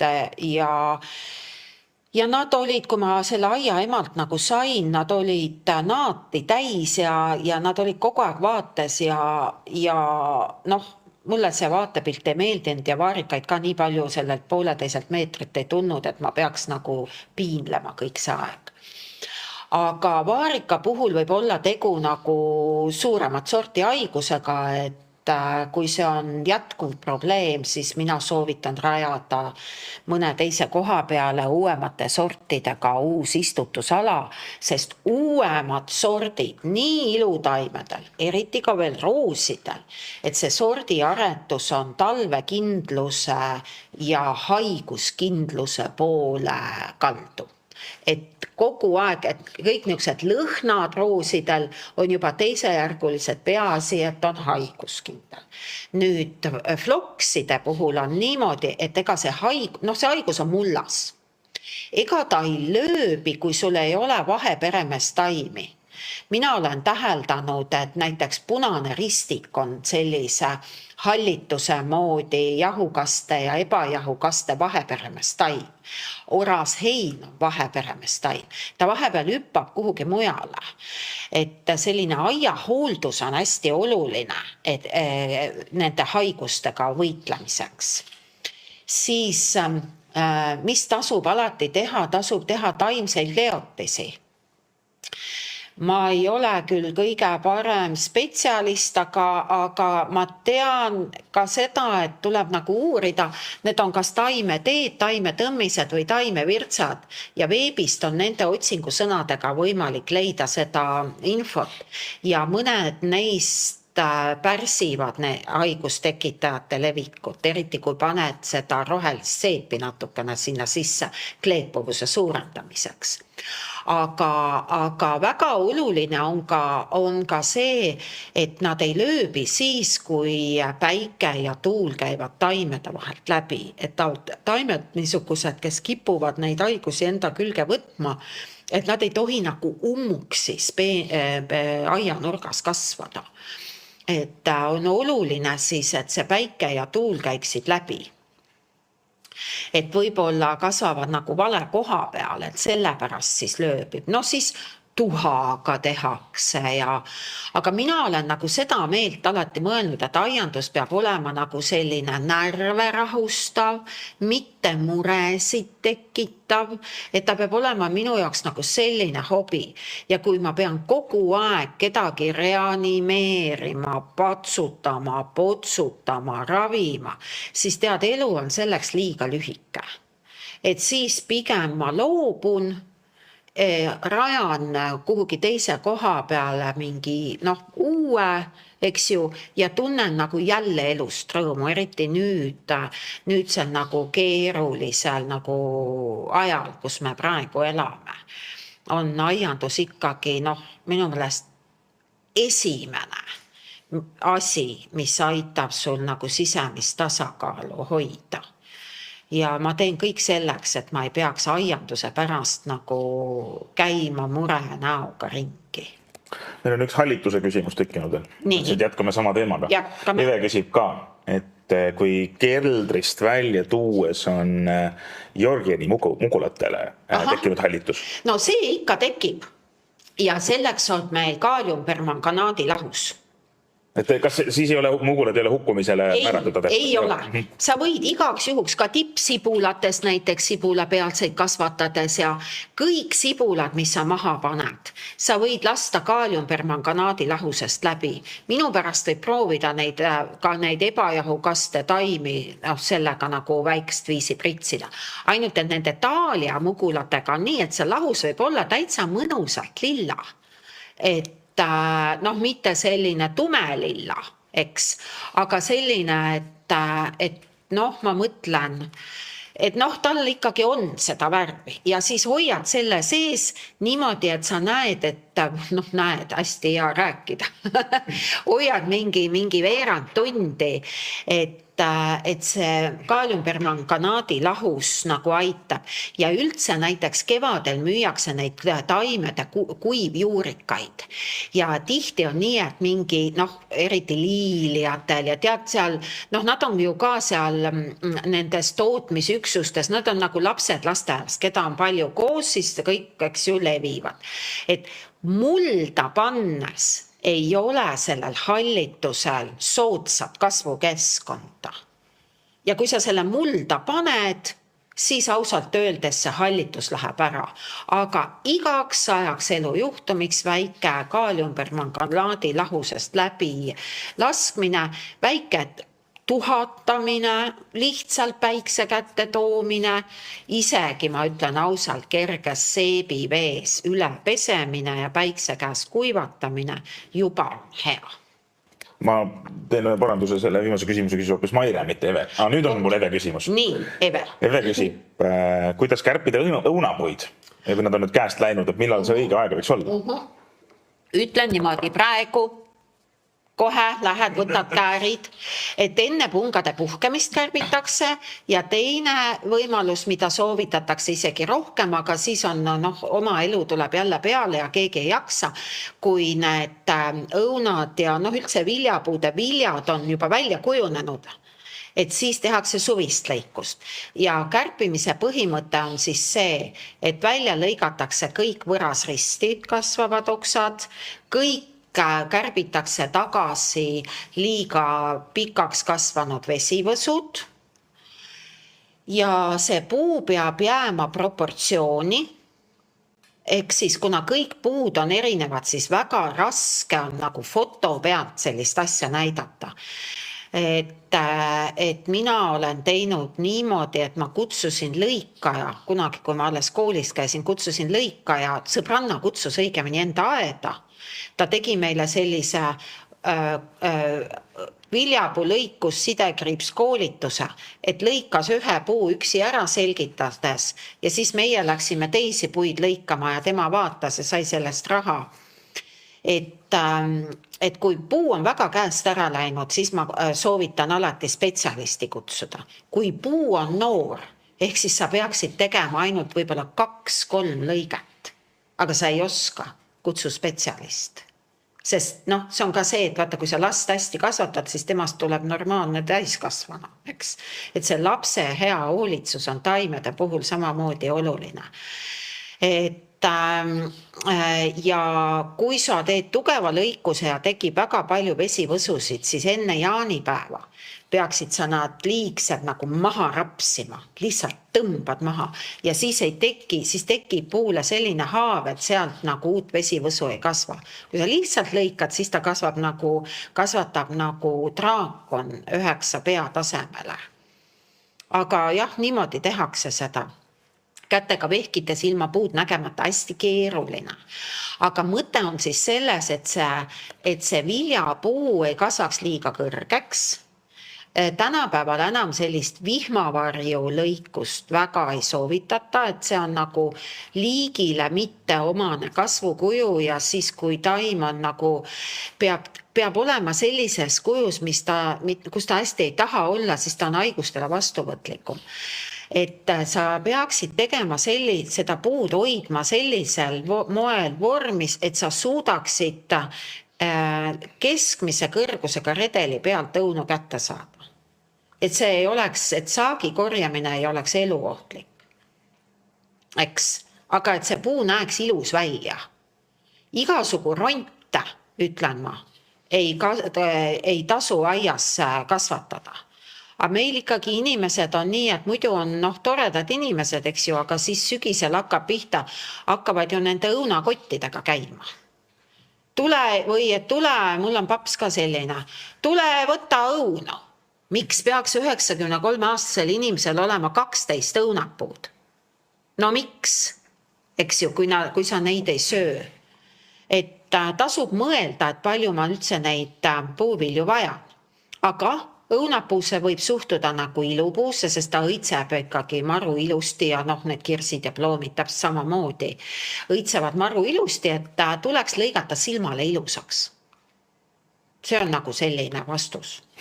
Siis just kirjutas Mark, küsib meilt, et kas seedrimänni istutamisel tuleks ilmakaarte suundasid hoolikalt jälgida, et seedrimänd on tundlik puu? Mina arvan, et olulisim, kui suure seedermänni sa ikka endale tood, on ju. Sa pead jaksama teda kohale lohistada. Järelikult on ta veel nagu niuke pisike ja väiksed lapsed ikkagi võtavad uutamaks.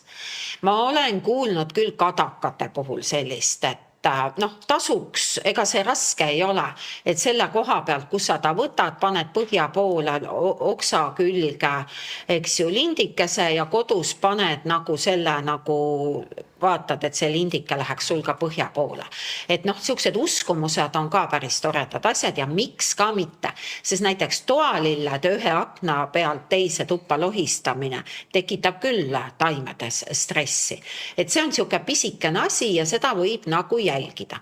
Aga olulisem on see, et see, kuidas sa istutad, et see niiskus oleks seal piisav, et sa võib-olla suveks ka esimesel aastal varjutad teda, et päike talle liiga ei teeks.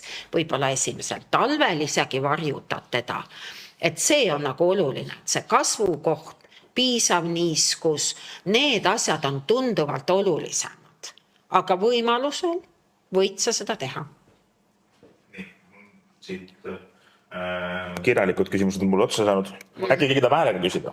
Vaatan, kas on nüüd Eestlane sul teeb suu lahti. Oleks nad siin, siis nad ootaks, kuni ma lõpetan. Ja siis tulevad juurde. Siis nad võtavad kohe mul, aga te nüüd peate nüüd sealt küsima. Vaatan, kas tuleb küsimusi? Ma olen nad ära hirmutanud. Ei. Ei tule. Ei tule vist. Kas kasu ka oli midagi või? Kasu oli väga, aga nüüd Priit teeb selle lõpujutu ka ära, et vaata, sa rääkisid siin õunapuude lõikamisest ja no ütleme... Keegi korda, küsida. Kuuleme? Ei taha. Ma võin küsida küll. Jaa. Et missuguseid maitsetaimi te veel soovitate kasvatada, et mis vahe on näiteks piparmündil ja melissil, nad mõlemad on ju sarnase lõhnaga ja head maitsetaimed. Piparmünt ja meliss on täpselt sama sarnased nagu siga ja kägu. Üks on münt ja teine on meliss. Et meliss on, münte on nüüd ka, need nimetatakse tegelikult müntideks, eks ju, ja piparmünt on hübriidne, ladinakeelne nimi on Mentha X piperita. Et nad on sidruunilõhnalised mündid, eks, aga üldiselt nad on ikkagi erinevad taimed. Aga mina olen suure huvi pärast kasvatanud igasuguseid maitsetaimi. Ma olen isegi maitse- ja salatitaimeks pidanud ürt, punanuppu ja issand, mis mul, kaarulauk, eks ole ju. Aga need, mis mina üles lugesin, neid ma olen kasvatanud ja need on need... Kuna küsimus tookord oli mul, või see, millest ma nagu rääkisin, oli püsikmaitsetaimed, siis päris ausalt ütlen ma, et minul on ikkagi loorberipuu kodus, mida ma talvitan, kuna ta tahab külma, siis ma talvitan teda magamistoa akna peal, kus meil on heal juhul 14 kraadi sooja, sest meil on kogu aeg magamistoa aken lahti.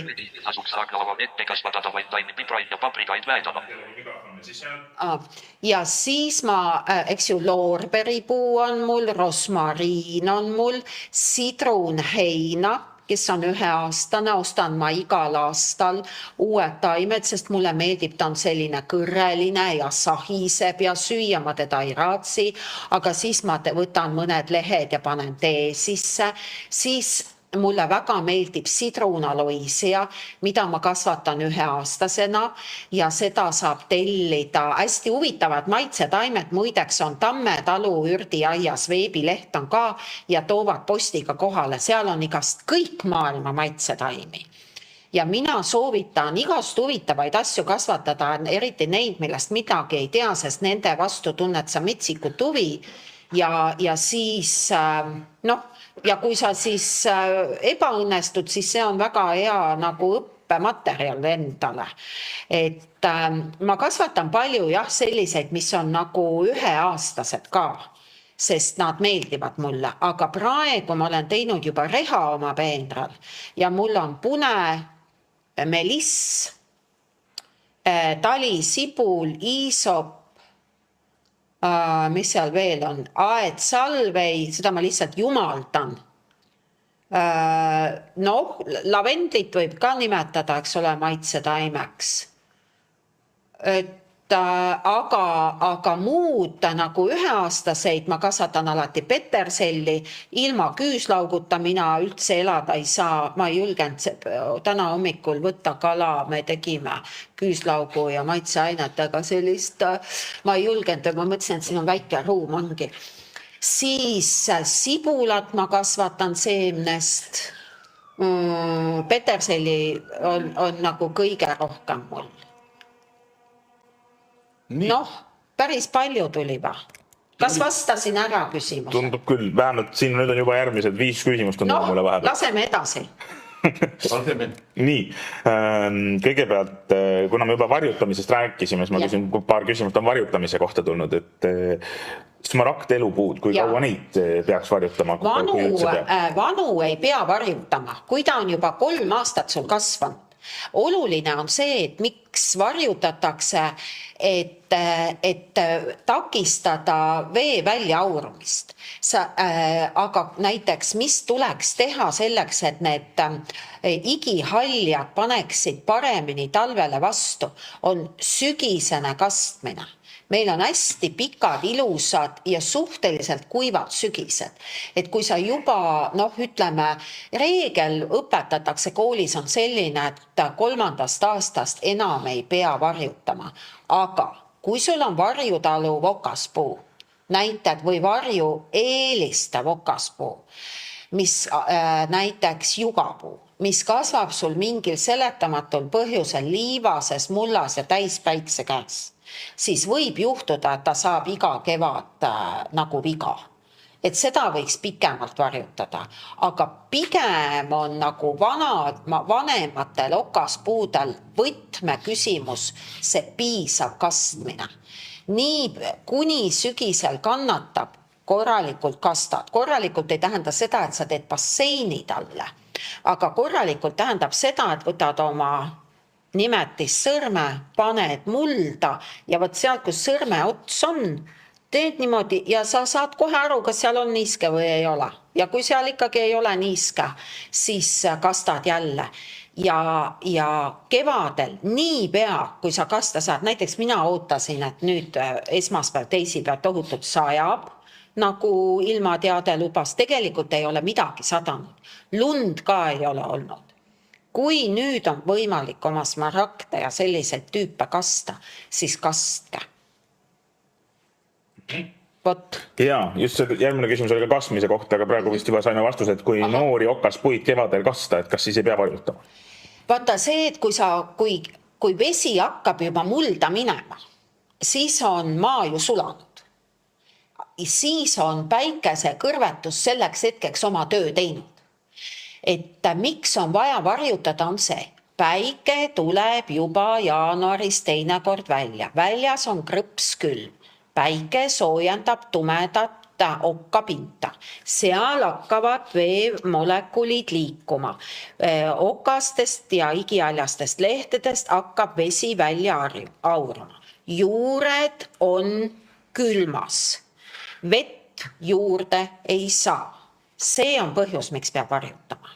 Kui juba niimoodi on võimalik, et maa on sulanud ja sa kastad, no siis juba saaks seda mullaniiskust ka taim ise ju kätte, eks ju. Aga lihtsalt, kuna meil on ka kuivad kevaded, kuivad, pikad, jahedad, tuulised kevaded, siis kasta võib alati, aga ärgem uputagem väikest okaspuud. Siis korra läheme aknalaua peale. Merjan küsib, et kui kasvatada aknalaual ette taimi, näiteks piprad või paprikaid, kui tihti neid väetama peaks? Vaat, väetamisega on nii. Sa ju ostad selle väetise, on ju. Ja siis erinevatel tootjatel on väetised erineva kontsentratsiooniga. Ja see väetusnorm on paki peal kirjas. Ja nii ongi, et sellel ei ole ühest vastust.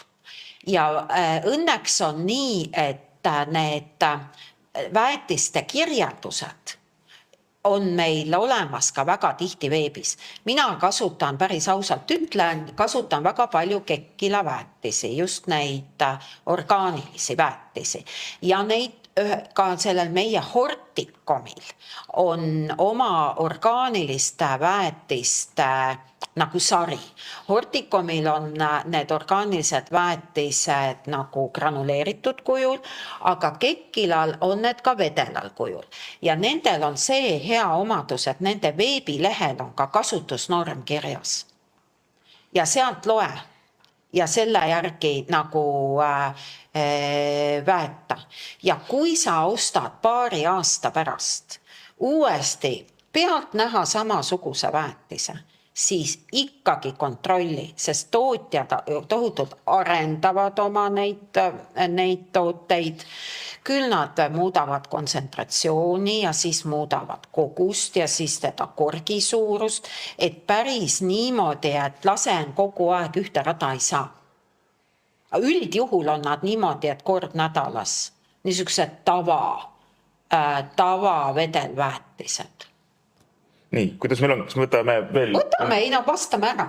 2 kahjuritega seotud küsimust. Üks küsimus ma küsin, kui ma panen mõlemad, siis saab rääkida. Üks küsimus küsib, et kuidas või mida teha sipelgatega, kuidas sipelgatest lahti saada, ja teine küsib, et kuidas vabaneda Viinamäe tigudest, et aeda muuhulgas on tekkinud ka sellised pikad hallid limased ilma kojata teod, et mis asjad need on? Pikad limased ilma kojata teod, mis värvi nad on, kas seda on? Hallid on siin. Hallid, siis need on nälkjad, eks ju, ja ega siis neid tulebki kokku korjata. Noh, on ka teograanuleid olemas ja selliseid, aga need on mürgised ja need kuivatavad seda tigu ja siis tuleb siil ja sööb ära selle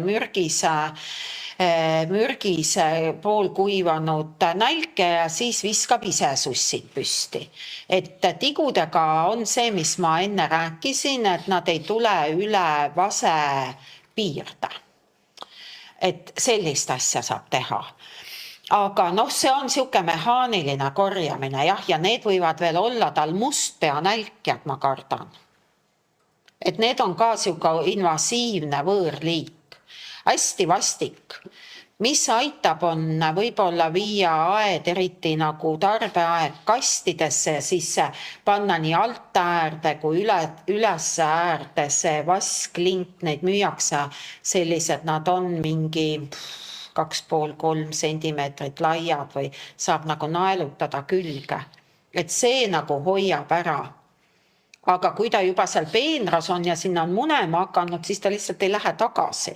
Et see teo ja nälk ja värk on väga keeruline, et Viinamäe tigu ta vast ei ole, kui tal ei ole koda. Et Viinamäe tigu on selline, et tavaliselt need, kus neid väga palju on, siis korjatakse kokku enne jaanipäeva 2 nädalat, hoitakse salatilehtede peal ja siis marineeritakse ja grillitakse ja süüakse siukest gurmeed, et süüakse tühjaks. Aga nüüd sipelgatega on lugu nii, et alati tasub mõelda, et kus need sipelgad on. Ja alati tasub igasuguse kahjuriga võitlemise puhul endale meelde tuletada seda asja, et sipelgas oli enne. Ja siis tuli inimene sinna. Et kõik need sipelga pulbrid on ka nagu niisugused mürgised asjad ja nendega peab olema ettevaatlik, kui on koduloomad. Ja sipelga pulber mõjub muidugi väga kiiresti ja neid tasub nagu tõrjuda vaata elamisest ja terrasside alt, seepärast, et nad lõpuks ikkagi kahjustavad seda puitu ka, on ju. Aga üldjuhul on nii, et kui sa sipelgate elu teed ebamugavaks, siis nad kolivad ise minema. Ehk siis, kui sa ujutad selle koha üle, öeldakse, et raputa kaneeli läheb minema, kaneel on üks kallimaid maitseaineid. Et pidev sonkimine ajab nad minema. Et siin on just see valikute küsimus, et kas sa tahad seda sipelga tõrjevahendit kasutada, aga siis sa pead seda järjepidevalt tegema, sest sussid viskavad püsti sipelgad, aga need munad, mis seal juba on pesas, need ju varsti kooruvad, eks ju, ja siis sealt tuleb järgmine laine. Et päris lahti ei ole võimalik saada nendest, aga niisuguse elu ebamugavaks tegemisega, pideva jälgimisega on võimalik neid kontrolli all hoida. Maire küsib, et kas männikäbid sobivad potti drenaažiks? Ja, mina kasutan kuusekäbisid. Ja see on väga hea küsimus, eriti kui on suured potid. Et sa pead arvestama siis ainult sellega, kui sa paned kuivad männikäbid poti põhja, siis paned sinna mulla ja hakkad kastma, siis mida teeb käbi, kui tema läheb niiskeks, ta sulgeb tegelikult oma need natukene, mitte päris, aga ta natukene need oma soomused sulgeb. Aga eriti suurtes pottides mina teen nii, et kuna mul on kuused, siis mina korjan kuusekäbisid ja osa mullast asendan nende kuusekäbidega, nii et männikäbisid võib ka panna. Igasugune orgaaniline materjal on väga hea. Et mina väldin kergkruusa kasutamist lahtiselt poti põhjas. Mul on üks nipp, mis ei näe üldse hea välja, aga mis toimib, kui ma tahan kergkruusa kasutada. Et eriti hea on kasutada just nägemistakistusega inimesel, sest ta ei näe, kui jäle see välja jääb. Nimelt olen mina pannud kergkruusa põlviku sisse. Sest mulle ei meeldi, kui see kergkruus, kui ma vahetan, eks ju, mulda, kui see läheb mul sinna kompostikasti. Ja siis ta jääbki selliseks ja ma pean teda kogu vahtima. Ja sellepärast ma teen niisugused junnid ja panen kergkruusa niimoodi poti põhja, aga kui on suured potid, siis ükskord mul oli hästi palju kergkruusa käes ja siis ma panin pesukottidesse. No need, et kus sa paned oma pesud eraldi, eks ju, müüakse neid võrgust kotte. Et see toimis, aga oma kodus ma kasutan käbisid ja väga toredad on männikäbid ka nii, et kui sul on neid palju, nad on natuke happelised võib-olla, et sellega pead arvestama, sest kuused on jällegi natuke neutraalsemad, aga et kui sa näiteks männikäbidega multsid mulla pealt ära ka, kui on suured potid või niimoodi, et see hoiab jälle ka niiskust ja näeb tohutu hea välja. Nii et kasuta muidugi. Alati tuleb kasutada seda asja, mis sul on. Ja kui sul on männikäbisid, siis lase käia. Nii, nüüd on küsimused otsas. Nii, aitäh nüüd Eevale. Ja ka nüüd ütlen ka nüüd lõpusõnad, et nägemispuudega inimene, kui ta on aiandushuviline, ta püüab ikka teha nii palju kui saab. Ja kõiki asju ei saa, on vaja abi. Näiteks siis ma võin teada küll, kuidas lõigata õunapuud, aga ma ei oska aru saada, kuidas need oksad seal parasjagu risti on, et ma ei näe neid ja katsumise järgi ka ei taba. Et siis alati tasub, kui ikka võimalust on kutsuda tead ja abiline. Ja minu viimase aasta aianduskogemus on niisugune, et mul on 800 ruutmeetrine aiamaa ja oli natuke aastatega käest ära läinud, et 2 asja, mis tegin. Kutsusin aiakujundusfirma inimesed. Nad ei olnud niisugused inimesed, kellele ütleksin, et tee seda, tee teist. Nad andsid ise nõu ja mul oli neist palju abi. No tõin mulda, siis nad tasandasid, istutasid seal asju, mis on valesse kohta kasvama pandud, istutasid uusi põõsaid. Ja no me kujundasime, või nemad kujundasid siis aia nii, et seda saaks ka rootorniidugiga niita. Muidugi ma veel ei tea, kuidas pime inimene selle rakendusega hakkama saab, aga eks ma uurin. Ja teine asi. Robotniidugid. Vabandust, jah. Jaa, see on väga hea. Eksisin, robotniidugiga hakkama saab. Sest seal on vaja neid rakendusi jälgida ja mida saab kuulda, mida on vaja seal näha. Ja teine asi. Mul tekkis niisugune probleem, et ma kippusin oma krundi pealt välja minema. Et oli seal 10 krundi jaoks oli ümber aed ja naaber tegi omal aia. Et mul siis 2 poolt oli aeda, siis ma lasksin ehitada ka teise 2 külge aia. See rinnakõrvused, niisugused kaasaegsed ja ma ise panin siis ka sinna postidele punktkiles numbrid, niisuguse leebitava kilega. Siis ma ligi 50 posti oli mul seal. Et siis ma tean, kui mingi posti juurde satun, kus ma olen. Päris hea. Jah, muidugi see sai nüüd sügisel pandud, kuidas ta on niiskust pidanud, seda ei oska öelda, seda nüüd varsti näen. Ja muidugi tuli kõik need ettevalmistustööd, need tegin ikka ise ära, ikkagi abiga, mis ma sain teha, need tegin ise. Mõndes kõik need okste lõikumised ja komposti jaotamised, osa läheb siis põletamisele, osa lehtne, osa komposti. Ja siis näiteks tuli lasta suuri kive ümber nihutada, sest olid nad sattunud seal veetrassi tegemisega niisuguse kohtas, kus jäid mulle ette. Siis Anu Kopp siis toimetas nad õigesse kohta, kus ta ilusad jäid ja ette jäänud. Ja muidugi, mis on näiteks mina ikkagi kindaid ei saa aiatööl kasutada, kui ma nüüd naati seal üles tirisin, siis nad muidu ei tunne ära naadivart. Jah, võib küll olla, jah. Ja mul ka siin mõni teinegi kolleeg on öelnud, et ei saa kinnastega tehtud. Ja võib-olla praegu ma rohkem sel teemal ei räägikski, sest meie aeg on Jakob vist täis saanud ja küll meil neid veebiseminari ka edaspidi tuleb, et on teemasid, millel edasi rääkida ja veel kord väga-väga suur tänu, Eva, sulle.